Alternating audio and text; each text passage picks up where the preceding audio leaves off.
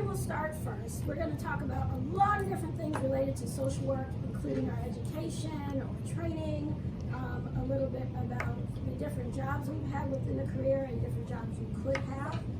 It's a broad spectrum.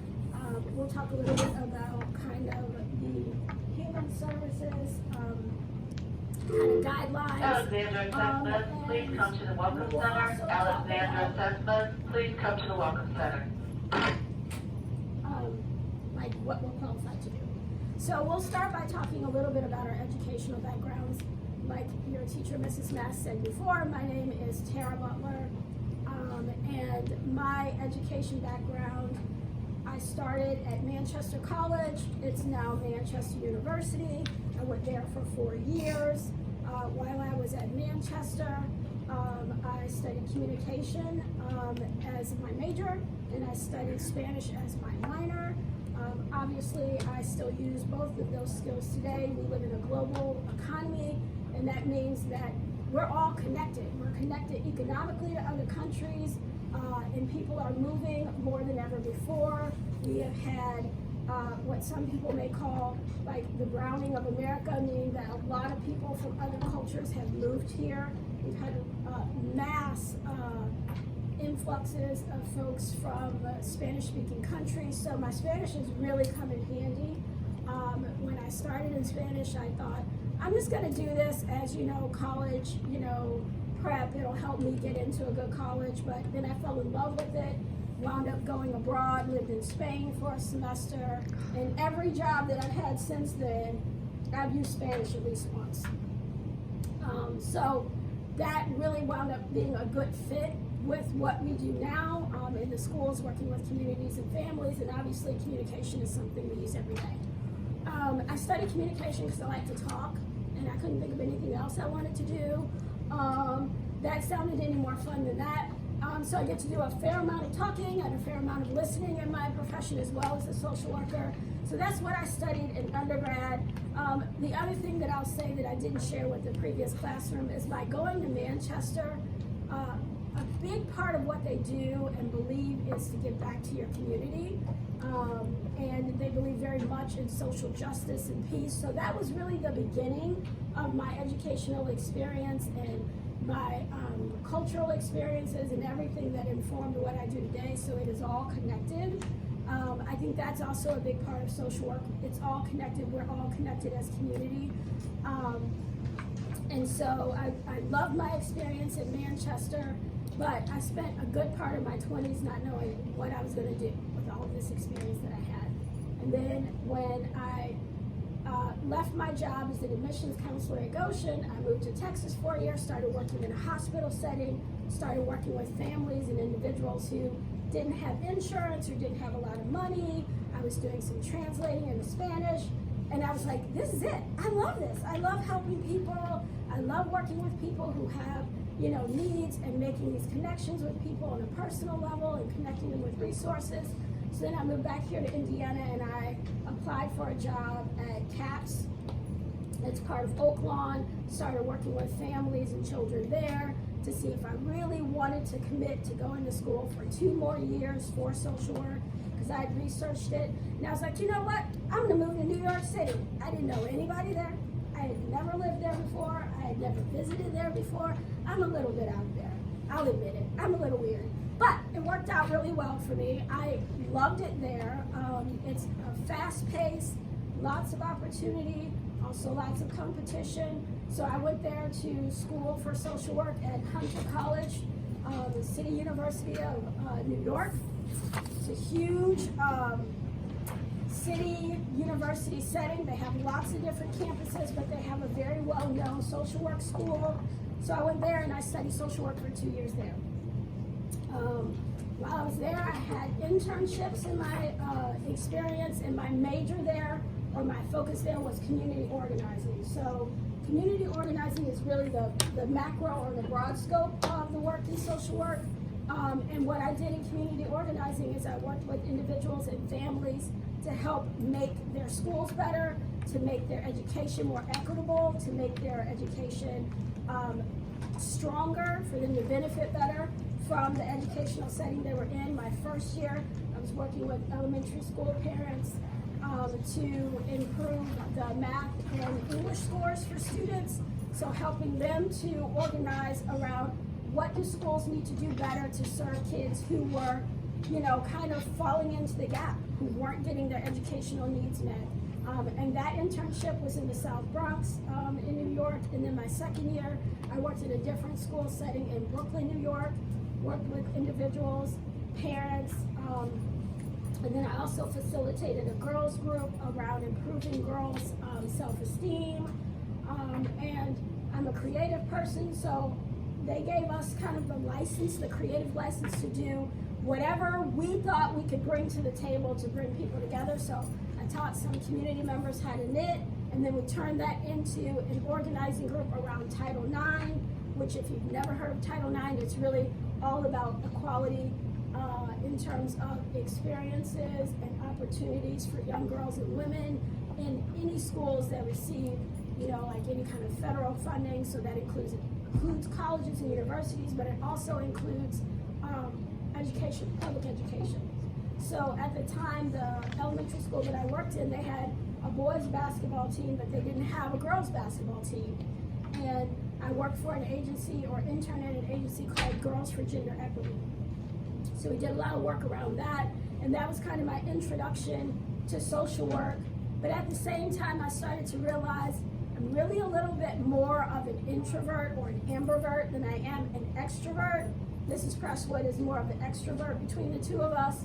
So I wanted to work with smaller groups, more individuals, build that connection, build that relationship on that end. And so then I started moving towards the clinical side of things, which we'll talk a little bit more in terms of the different kinds of jobs that you can have. So with that, I'll let Mrs. Presswood take it and talk about her educational background.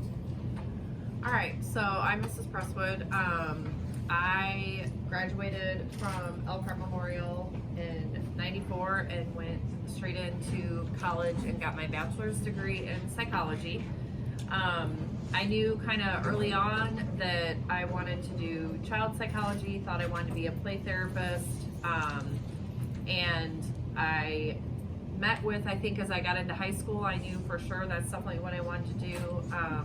Sure, my parents went through a pretty nasty divorce my sophomore year of high school, so teachers thought I had an attitude problem, so they sent me to the social worker to talk about whatever was going on.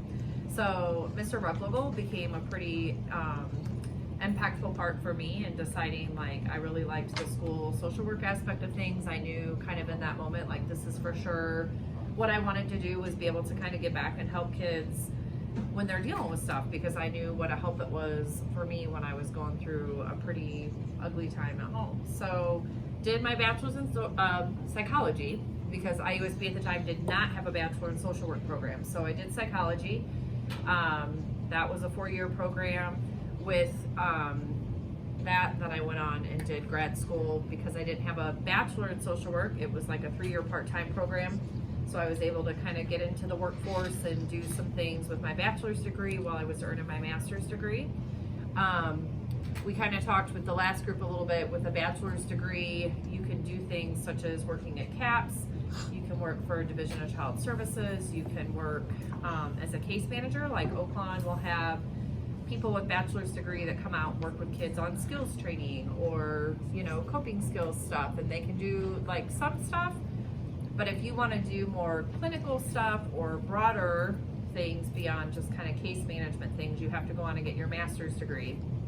So I knew that I wanted to do more of the counseling side of things. So Ms. Butler and I were talking with the last group that, when you go in, they're like, do you want to do a micro track or a macro track? And so micro track was more of, if you wanted to do the therapy side of things, you wanted to be on the clinical end of things with social work. So that's what I wanted to do. The macro track was going to take you down more of an organizational aspect. So if you wanted to be a CEO of a non-for-profit agency like Oakland or Basher or Family and Children's Services, things like that, you're learning more the business thing or community organizational things, advocacy, public advocacy, all that stuff kind of fell under the macro side. So did that, graduated with my master's in 2002, and a few very short months after I walked across the stage with my master's degree, I had my first baby. So once I was home with her for a few months, I was able to hit the ground running in the clinical end of things as an outpatient therapist working there. So one of the things that I think Ms. Butler and I were talking yesterday that we love about social work is there's so many different avenues you can go into. So, you know, we talked about, for me, coming out, I did outpatient therapy, and then I needed to do a little bit of a switch up and did residential treatment for a little bit. Does anybody know what residential treatment is? Have a guess? Classes are so talkative.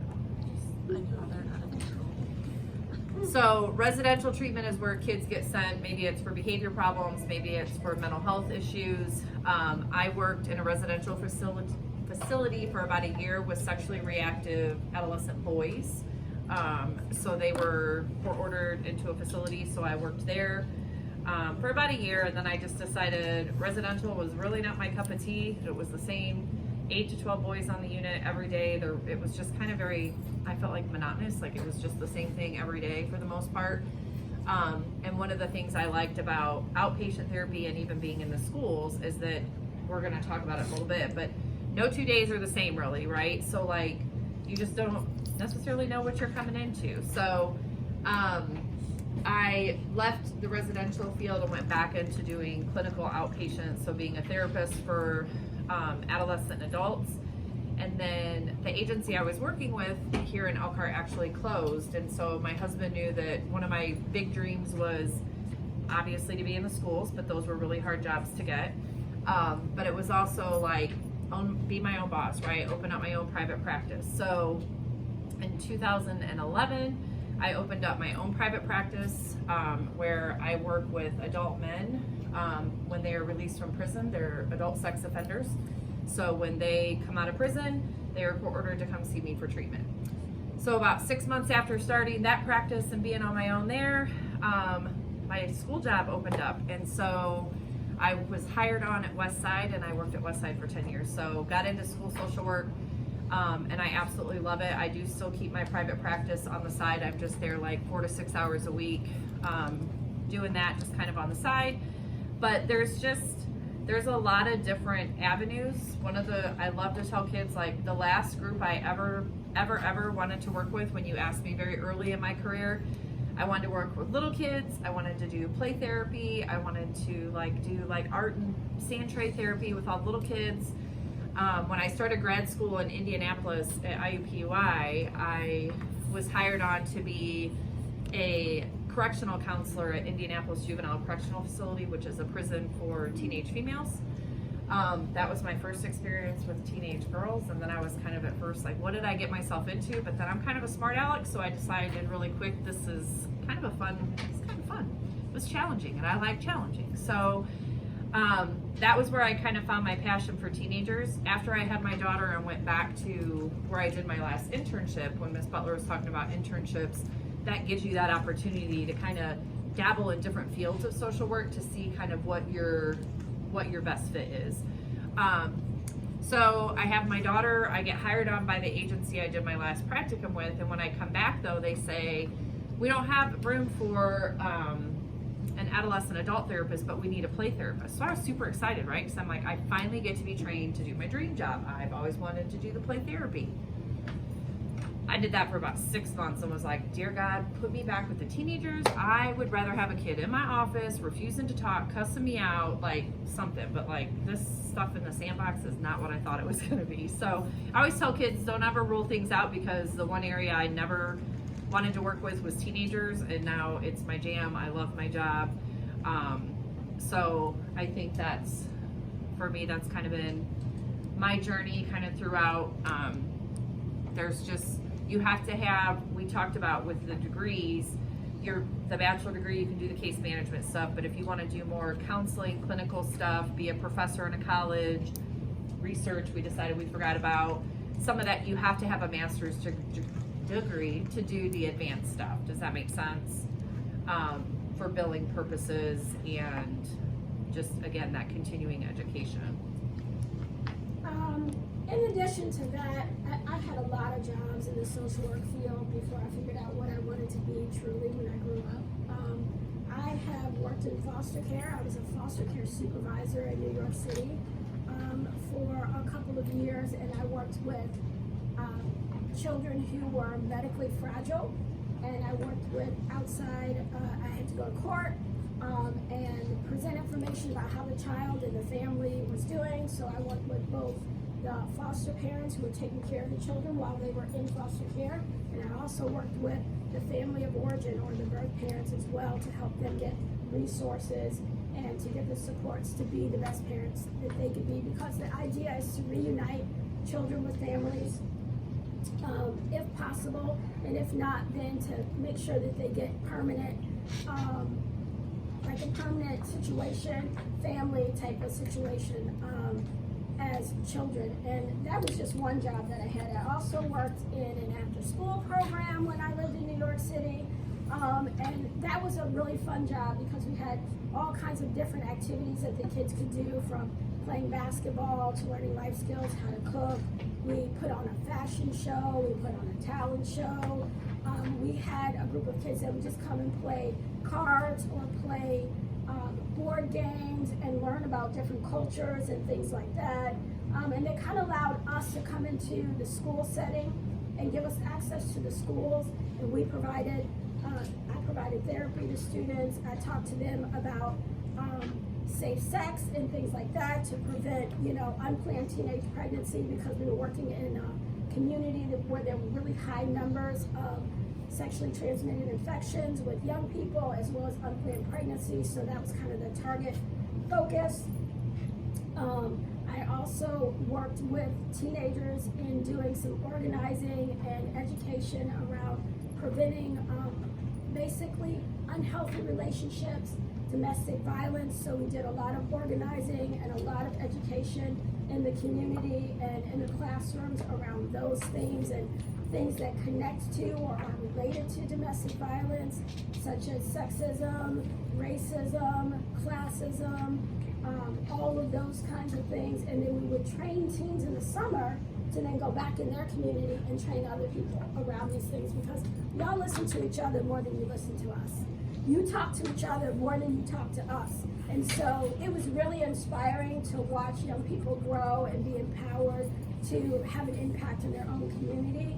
So that was kind of taking the macro down to the individual.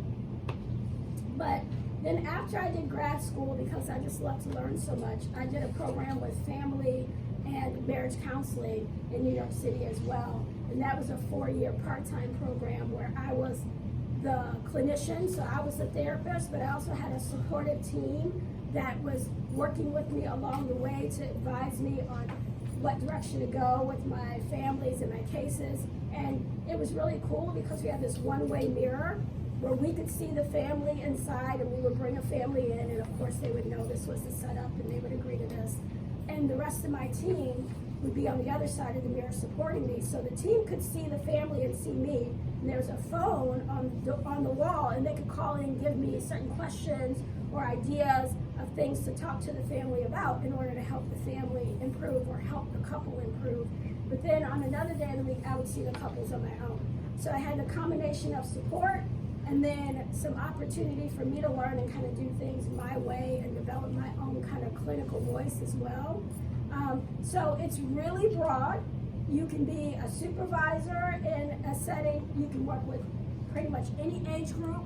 You can work with folks from birth until death. There's hospice and death and dying work that some social workers do, helping to guide individuals and families through that process. There are people who are out there who are doing work with children and families who need support when a new baby is born and getting resources for that. You can work with any age group, and I've almost worked with all the age groups. I haven't worked with newborns and I haven't worked with the elderly population, but I've worked with everybody in between. Every group, every age has their strengths, has their limitations, and you can really work around any particular issue or problem that really you feel passionate about. So that's another big part of social work too. What is the presenting problem or concern that will guide your work, whether that is community-based, individual-based, whether that is mental health, whether that is a person's particular identity, whether that is racism and injustice, whether that is, substance or addiction, whatever it may be, or physical illness. There's just a really, really broad spectrum. So if you are a person who's curious about a lot of things like I am, social work's a great field.